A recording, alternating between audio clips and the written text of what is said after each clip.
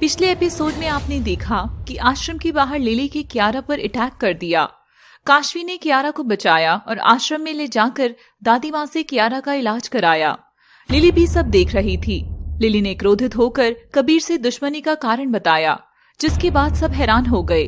अब आगे तुम सब मिलकर भी कबीर को नहीं बचा पाओगे, क्योंकि मैं अब कबीर को बचाने वाले को भी मार दूंगी। तुम कबीर का कुछ नहीं कर पाओगी। तुम्हें क्या लगता है कि तुम कबीर के बारे में कुछ भी मनगढ़ंत कहानी सुनाओगे और हम मान लेंगे?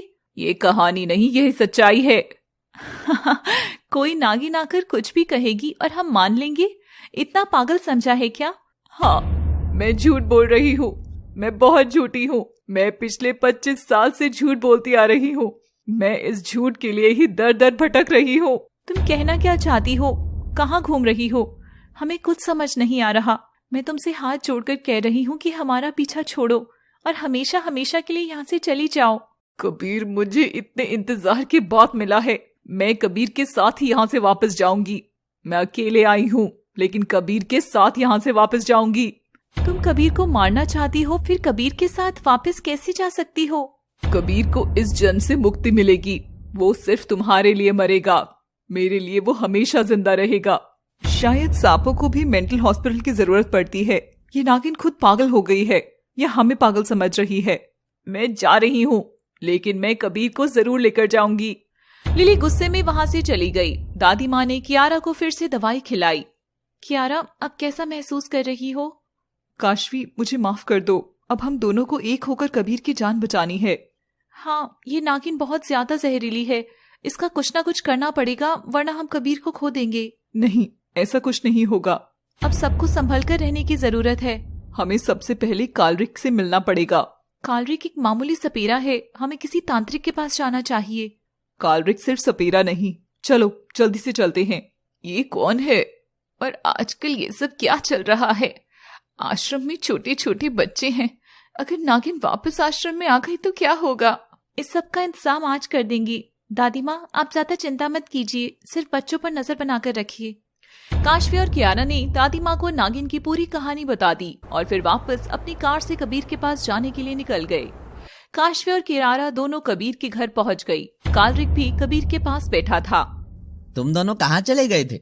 अब बिना देर किए हुए मेरे साथ खंडर में चलो। लेकिन क्यों?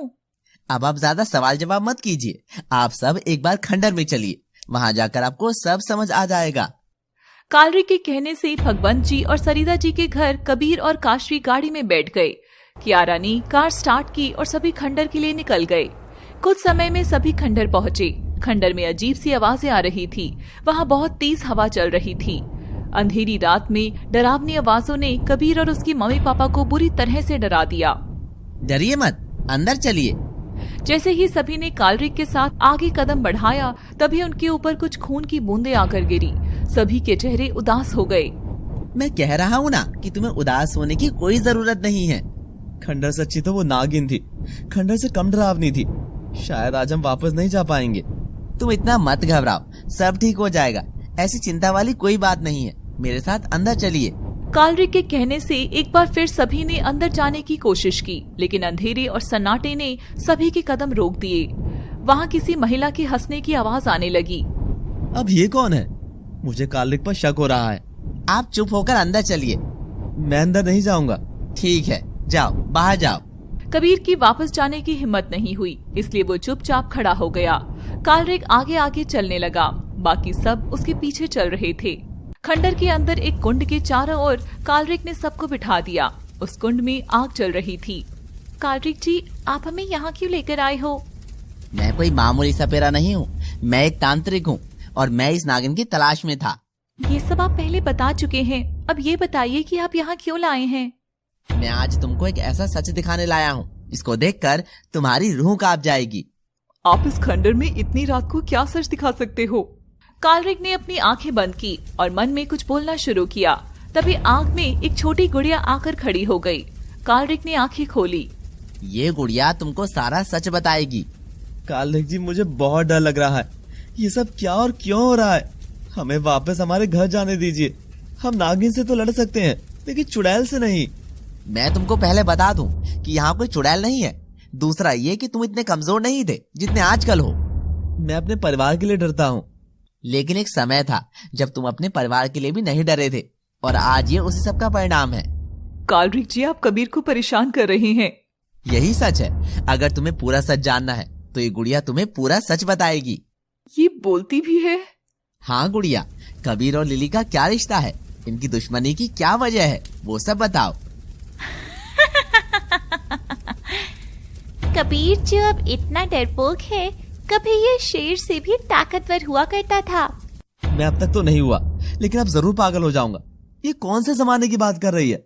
इस पागल से तो अच्छा था उस नागिन के हाथों मर जाना। नागिन तुमको इतनी पसंद है? यार, आज मैं कहाँ फंस गया हूँ। कबीर, तुम कुछ देर चुप रहोगी? कालरिक जी को अपना काम करने दीजिए। अब जो भी काम है मैं खुद करूँगी। मैं जो भी बताऊंगी तुमको चुपचाप सब कुछ सुनते जाना है। आज से 26 साल पहले नागलोक में कबीर और लिली भी रहते थे। नागलोक की अद्भुत दुनिया में अद्भुत इच्छाधारी नाग और उनके नियम कायदे थे। नागलोक की सबसे सुंदर नागिन को वहाँ की नागरानी बनाया जाता था। नागरानी अपनी पसंद से किसी से भी विवाह कर सकती थी।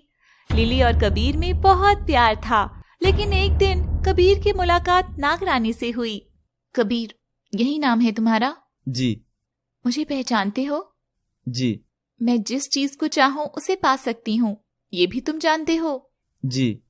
मुझे तुम पसंद हो और तुमसे विवाह करना है। नागरानी जी, मैं आपसे विवाह नहीं कर सकता। मैं नागरानी हूँ, नागलोक की सबसे सुंदर नागिन हूँ। नागलोक का प्रत्येक नाग मुझसे विवाह करने को तैयार है, लेकिन तुमने मुझे विवाह का मना करके मेरा अपमान किया है। इसकी सजा जानते हो? माफ कीजिए नागरानी जी, लेकिन मेरा विवाह हो चुका है। मैं तुम्हारे बारे में सब कुछ जानती हूँ, लिली को भी जानती हूँ। मैं तुम्हारी बहादुरी और ईमानदारी से बहुत प्रसन्न हुई, इसलिए तुमसे विवाह करना चाहती हूँ। मैं तुमसे विवाह नहीं कर सकता। तुम्हें लिली के लिए मुझसे विवाह करना होगा, वरना मैं उसके साथ क्या करूंगी ये तुम जानते हो। और तुम लिली को बहुत प्रेम करते हो, मैं ये भी जानती हूँ। मेरी लिली को कुछ नहीं होना चाहिए। नागरानी ने लिली को बुलाया और उसे आग में जलने के लिए फेंक दिया। नहीं, मेरी लिली को छोड़ दो। मैं आपसे विवाह करने के लिए तैयार हूँ। नागरानी ने लिली को बाहर निकाल दिया। लिली के बाहर आते ही कबीर उस आग में कूद गया और जलकर राख हो गया। कबीर, कबीर, तुम मुझे यूं छोड़कर नहीं जा सकते। तुम मुझे धोखा नहीं दे सकते कबीर। गुड़िया की यह बात सुनकर सभी दंग रह गए। मैं नाग? हाँ। अगर पिछले जन्म में लिली मेरी प्रेयसी है, तो फिर अब दुश्मन क्यों हो रही है? वो मुझे क्यों मारना चाहती है? ये बात लिली खुद बताएगी। अब लिली से बात करने कौन जाएगा? मैं लिली से बात करने जाऊंगी। उसके पास किसी को भी जाने की जरूरत नहीं पड़ेगी। क्यों? लिली सिर्फ तुम्हारी दुश्मन नहीं है, वो मेरी भी दुश्मन है। मुझे भी उससे बहुत काम है। कैसा काम? उसके पास नागमणि है। नीली नागिनों के पास एक नहीं, कई कई नागमणि होती है, और इनमें जहर भी बहुत ज्यादा होता है। कालरिक, मेरी लिली को कुछ मत कहना, वरना तेरा खून पी जाऊंगा। अरे हीरो, कैरेक्टर से बाहर निकल। अब तू नाग नहीं है, लिली तेरी नहीं है, ये तेरा दूसरा जन्म है, और इस जन्म में लिली तेरी दुश्मन है। लिली हर जन्म में मेरी ही रहेगी। मैं हमेशा उसका हूँ। मैं अपनी लिली के पास जा रहा हूँ। कबीर और काशवी ने एक दूसरे की तरफ देखा। भगवंत और सरिता जी की आंखों से आंसू आ गए। कबीर उठकर जाने लगा। रुक जाओ कबीर, तुम्हें सच इसलिए नहीं बताया कि तुम सुनते ही भाग जाओ। मैं लिली से प्यार करता हूँ। प्यार करते नहीं हो, करते थे। वो मेरे पास क्यों आई है? बताओ बताओ। प्यार करती है ना, इसलिए मेरे पास आई है। वो तुम्हें यहाँ मारने आई है, प्यार करती नहीं है, पहले करती थी। प्यार कभी मरता नहीं है, और अगर वो मुझे मारने भी आई है तो मैं अपने प्यार के हाथों मर जाना चाहूंगा।